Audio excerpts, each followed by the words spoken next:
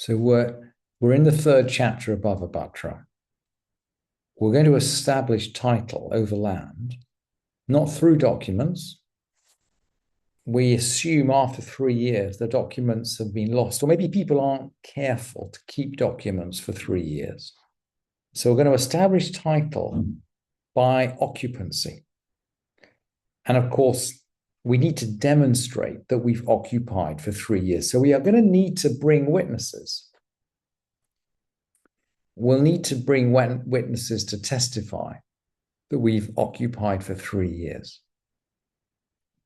And the Mishnah doesn't say very much about the evidence. The question that interests the writer of the Mishnah, or the editor of the Mishnah, Rabbi Yehuda Hanassi, and we've seen before, of course, that sometimes he fails to comment on very obvious things, but spends time on edge cases. The issue that interests Rabbi Yehuda Hanassi is, what if the witnesses were false? In other words, and we can understand, there could be a strong commercial rationale here. If someone wants to make a financial claim, establish ownership of a piece of land, well, it might be very convenient to bring witnesses to testify that he's been in possession for 3 years. Title is precious, land is precious. And in order to understand this Mishnah, we just need to go back we need a pasuk, we need a verse. And we're going to go back to Devarim, to Deuteronomy. We're in chapter 19. Yakum eid chamas be'ish la'not bo sarah. Someone appears against someone else to testify maliciously. Someone gives malicious testimony, and the Torah rules, v'asitem lo kasher zamam la'asot la'achiv. You do to him, i.e. to the false witness, you do to him what he schemed to do to his brother. And again, as we've seen, running right the way through Batra, we're in a situation where litigation is social. It is not anonymous in the way that litigation is sometimes carried out today let's say in the courts in Britain or the US. We do to him as he schemed to do to his brother. There's a social relationship here. So let's jump into the Mishnah now. So 2 people testify that he ate from it for 3 years. That is to say, he farmed this land for 3 years. He ate the crop for 3 years, i.e. he's got 3-year presumption of title. Nimtza'u zomamim.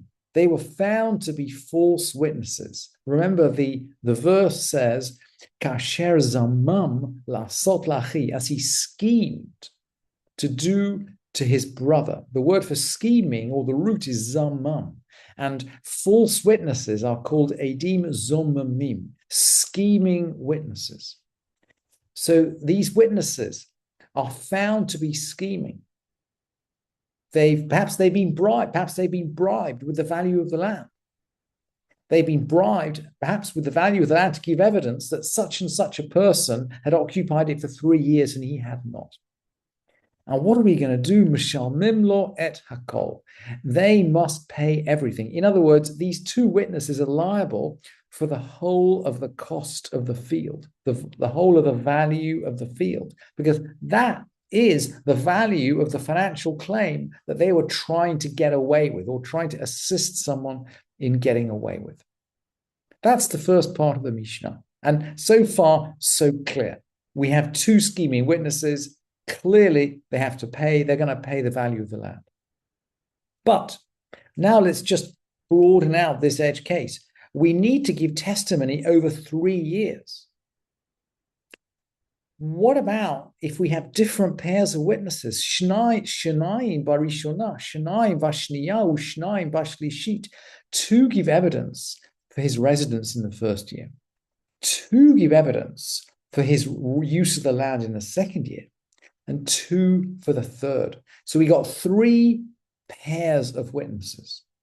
Three pairs of witnesses. And of course, between them, they create the totality of the claim. Because in order to create a claim, we need to prove 3 years residence. In other words, any one of these three pairs of witnesses would have been of no value at all on their own.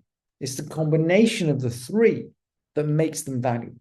And the Mishnah rules, Mishalmim Beinehem, they pay between them, i.e., they are jointly liable for the costs of this field, but they only pay a third each.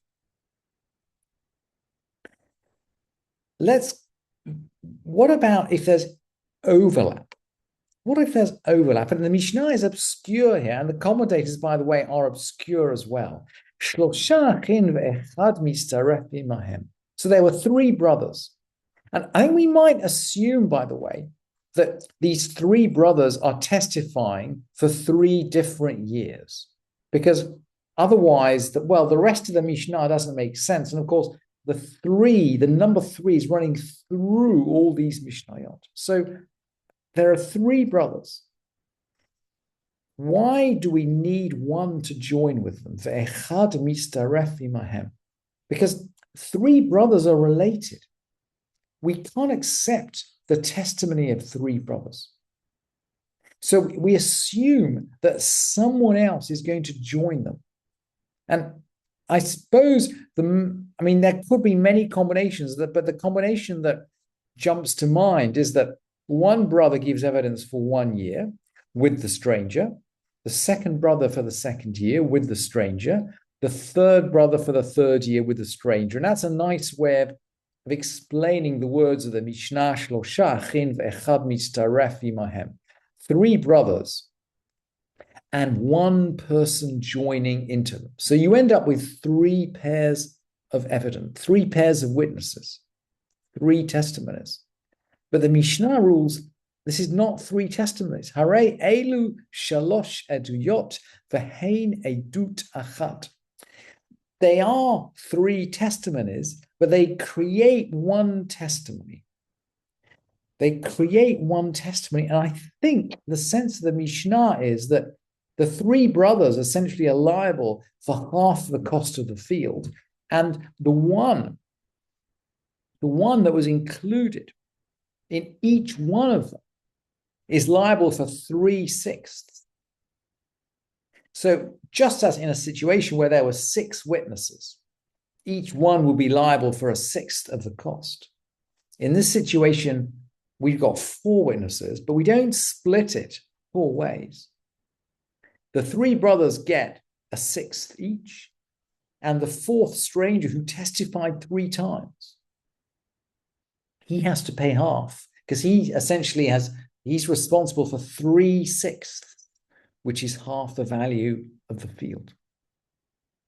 That's how the Mishnah deals with false witnesses. What if, on the other hand, the type of residence that was undertaken actually didn't serve to presume title at all? So the Mishnah goes on. These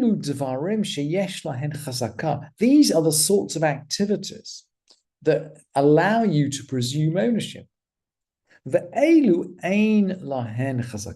these don't allow you to presume ownership.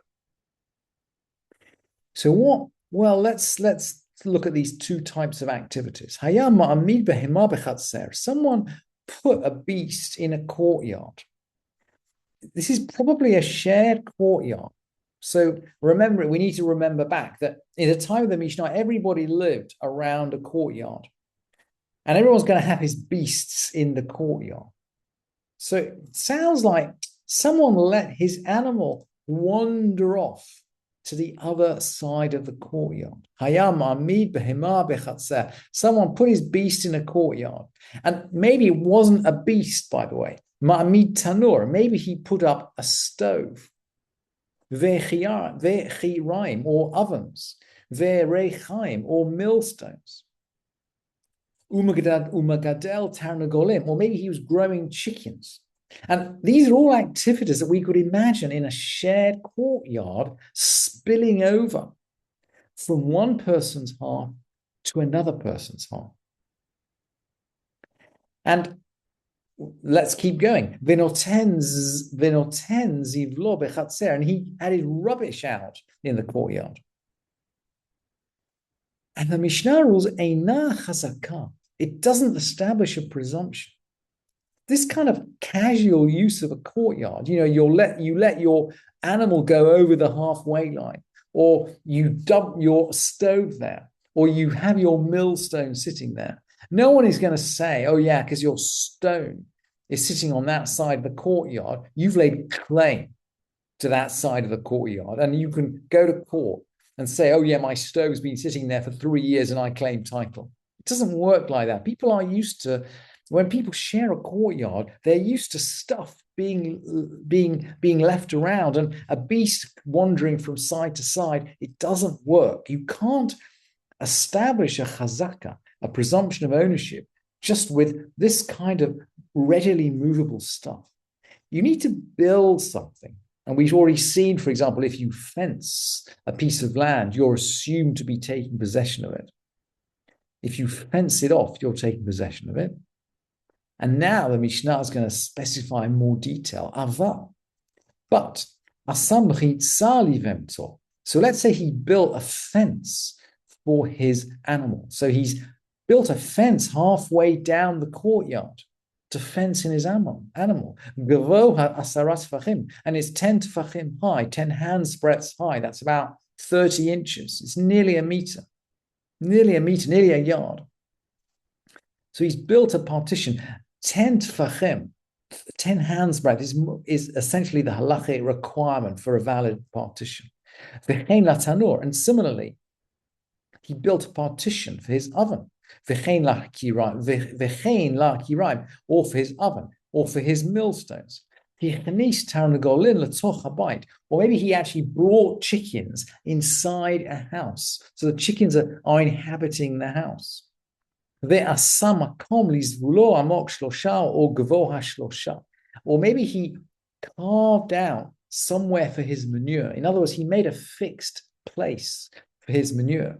There was 3 hands breadths deep, or 3 hands breadths high. Shlosha or gavoha. Amok shlosha or gavoha shlosha.